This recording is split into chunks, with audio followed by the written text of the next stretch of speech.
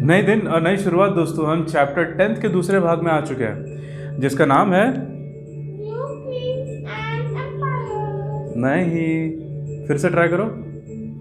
New empires and kings. New empires and kingdoms. चलिए कोई बात नहीं, हम तीसरे भाग में भी आएंगे। उम्मीद है आपको तब चैप्टर का नाम याद होगा। तो न्यू एम्पायर्स एंड किंगडम्स में इसके पहले वाले भाग में हमने बात की थी समुद्रगुप्त के ऊपर। समुद्रगुप्त के जो फैमिली ट्री है, जो उनके राज्य करने की पॉलिसी थी, जिन्हें Aryavarta, inner circle, outer circle, इसके ऊपर हमने डिटेल में डिस्कस किया था। हमने नालंदा के बारे में भी डिस्कशन किया था। अब जो हम बात करेंगे उनके अगले वंश के बारे में, तो इससे पहले हम एक चीज़ समझते हैं कि जो चंद्रगुप्त या जितने भी गुप्ता एम्पायर थे, जो रूलर्स थे, उनके जो दरबार में काफ़ी पढ़े लिखे विद्वान लोग थे। कई सारे विद्वान कवि भी थे, तभी उन्होंने सारी प्रशस्ति लिखी है। तो जैसे चंद्रगुप्त II के बारे में माना जाता है, जो कि विक्रमादित्य का टाइटल लेके थे, उनके दरबार में भी काफ़ी ऐसा माना जाता है कि काफ़ी लर्न लोग, यानी काफ़ी विद्वान लोग वहाँ पे रहते थे।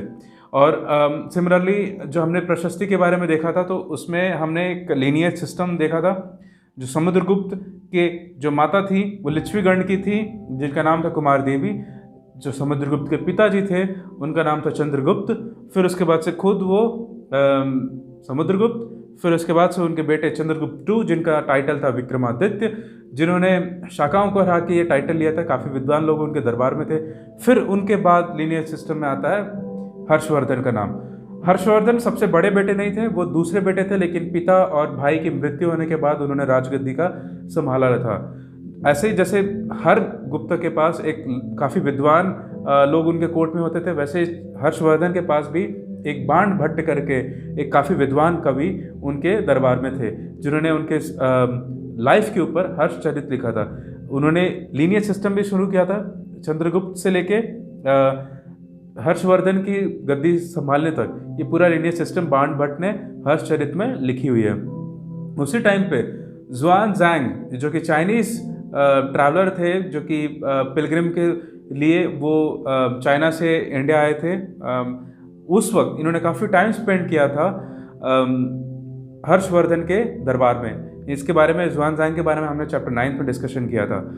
तो ये हर्षवर्धन के दरबार में ऐसा आप देख सकते हैं कि कितना काफ़ी विद्वान लोग इस दरबार में थे। सिमिलरली क्या हुआ था कि जो हर्षवर्धन की बहन थी, उनके पति, वो जो कि कन्नौज के राजा थे।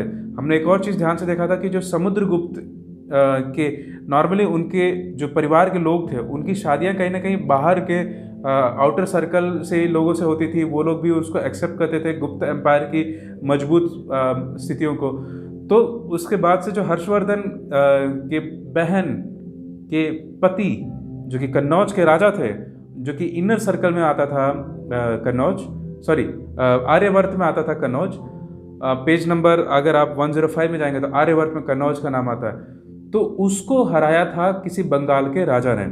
अब जो हर्षवर्धन है, उन्होंने अपनी आर्मी ली और बंगाल के राजा के खिलाफ कूच किया और उसके बाद से उस राजा को हराया। तो ये हर्षवर्धन ने और भी बहुत सारी जगह पे अपना आर्मी एक्सपीडिशंस की। वैसे तो नॉर्थन साइड में काफ़ी सक्सेसफुल रहे। नॉर्थ में ऐसा माना जाता है कि वो हर जगह पे उन्होंने जहाँ पे आर्मी उनकी जहाँ पे कूच की थी, वहाँ पे हमेशा जीते ही थे। बट साउथ में सिचुएशन डिफरेंट थी। आपको क्या लगता है शेरू, साउथ में जीते होंगे वो हर्षवर्धन? नहीं पता, हो भी सकता है। नहीं, हर्षवर्धन उतने सक्सेसफुल नहीं थे साउथ किंगडम्स में। जैसा माना जाता है चालुक्य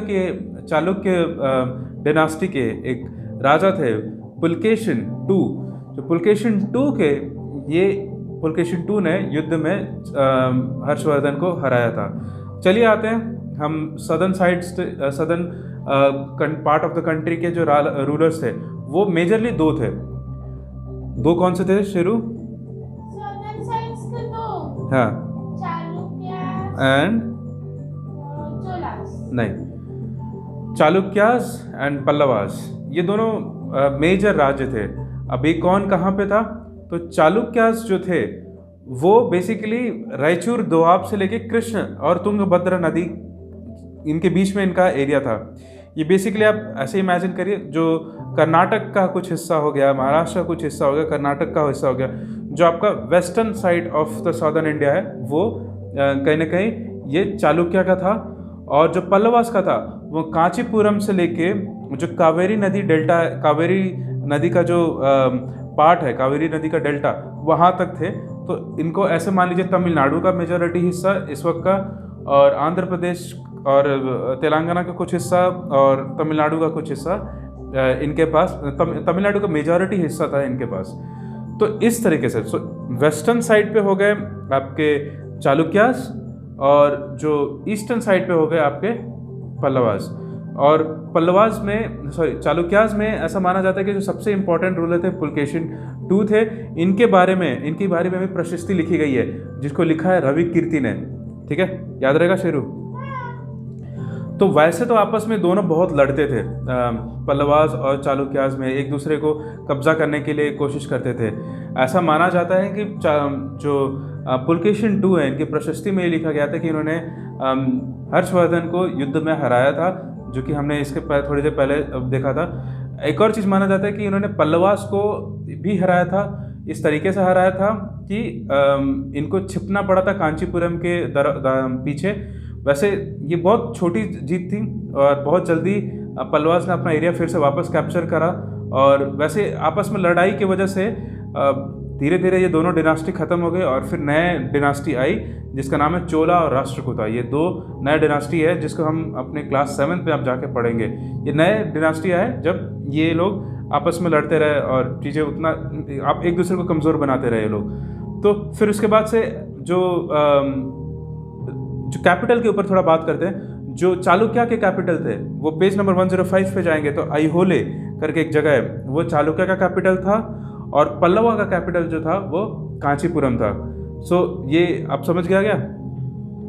ठीक है, तो चालुक्य का कैपिटल क्या था? चालुक्य का कैपिटल ऐहोले था। चालुक्य कहाँ था? हमने बताया जैसे वो कर्नाटक के साइड, महाराष्ट्र कर्नाटक का कुछ हिस्सा था उसके पास। तो ये चालुक्यास इस साइड थे और पल्लवास वो ईस्टर्न साइड पे थे। चालुक्यास वेस्टर्न, पल्लवास ईस्टर्न, कांचीपुरम और कावेरी डेल्टा के बारे में जो हमने बताया था इसके पहले। तो ये सारे जगह पे ये पल्लवास थे। हम इनके बारे में और डिटेल में बात करेंगे। ऐसा जो वैसे जो चालुक्यास थे जिनके पुलकेशिन II के प्रशस्ति लिखी गई थी उसमें कई जगह पे ऐसे कुछ लाइंस भी, टॉन्ट टाइप लाइंस भी लिखे गए थे। जैसे हर्षवर्धन ने जब वहाँ पे अटैक किया था, जब हर्षवर्धन का जब अटैक हुआ था तो हर्षवर्धन हारे थे, तो ऐसा बोला गया था हर्ष लॉस्ट हिज हर्षा, मतलब हर्ष का मतलब खुशी होती है। जो हर्षवर्धन थे अपनी खुशी को खो गए थे उस युद्ध में। तो ये सारी चीज़ें उनके प्रशस्ति में लिखी गई, वहाँ से हमें सारी चीज़ें पता चला, उनके लीनिएज के बारे में पता चला। प्रशस्ति काफ़ी इंपॉर्टेंट थी हमें उस चीज़ों को समझने के लिए। अब बात करते हैं कौन लोग थे। हमने एक बहुत इंपॉर्टेंट शिफ्ट देखा था यहाँ पे कि जैसे समुद्रगुप्त भी, जो ये नॉर्मल कोस्टल लाइन पे जो राजाओं को हराए थे, उन्होंने अगर आपने ध्यान दिया होगा तो उन राजाओं को हटाए नहीं थे, उन्हीं राजाओं को जीत के फिर उनको ही राज्य दे दिया था, उनको अपने कंट्रोल में डालकर। तो कहीं ना कहीं उसको एक इम्पॉर्टेंट मैन जो थे वो, उनका बोलबाला उस राज्य में बहुत ज़्यादा था। तो किंगडम को एडमिनिस्ट्रेशन के टाइम पे बहुत, वैसे इतने बड़े बड़े किंगडम्स होते हैं, इनको एडमिनिस्ट्रेशन करने के लिए वैसे तो पहले जैसे रेवेन्यू लेते थे, ज़मीन, रेवेन्यू और गांव, ये सब इम्पॉर्टेंट कड़ी अभी भी थे, तभी भी थे, पहले भी थे, जहाँ पे विलेजेस को यूनिट से माना जाता है, एक छोटे छोटे यूनिट जहाँ पे कंट्रोल करना है। फिर उसके बाद टाउन्स आते हैं जिनको कंट्रोल करना होता है। तो ऐसा, तो ये अभी भी इम्पॉर्टेंट है, बट इसके साथ साथ कुछ चीज़ें एडवांस हो गई, कुछ चीज़ें बढ़ गई। अब धीरे धीरे जो पोजीशन थी वो हेरिडिटरी होना शुरू हो गया। हमने यहाँ पे देखा है कि महादंड नायक करके एक पोजीशन थी जो कि हेरिडिटरी थी, यानी उसके पिता भी महादंड नायक थे, फिर वो भी महादंड नायक, फिर उसके बाद से अगला पोजीशन भी महादंड नायक उसी परिवार से आना शुरू हो गया। और जो थे महादंड नायक उनका नाम था हरिसेना। फिर उसके बाद से एक और शिफ्ट देखना चाहिए, जो लोग जितने इन्फ्लुएंशियल लोग होते थे उनको उतनी ज़्यादा पोजीशन दी जाती थी। तो ऐसा भी होता कई बार कि एक आदमी को कई सारी पोजीशन देना शुरू हो गया था। जैसे यहाँ पे महादंड नायक जो हरिसेना थे उनको कुमार अमत्य बोला जाता, जो कि एक इम्पॉर्टेंट मिनिस्टर का पोजीशन है, वो भी दिया गया है। और उसके बाद संधि विग्रहिका, यानी जो वॉर एंड पीस के ऐसा नेता जो कि वॉर एंड पीस भी देखते हैं। तो ये 2-3 पोजीशन एक आदमी को देना शुरू कर दिया गया था।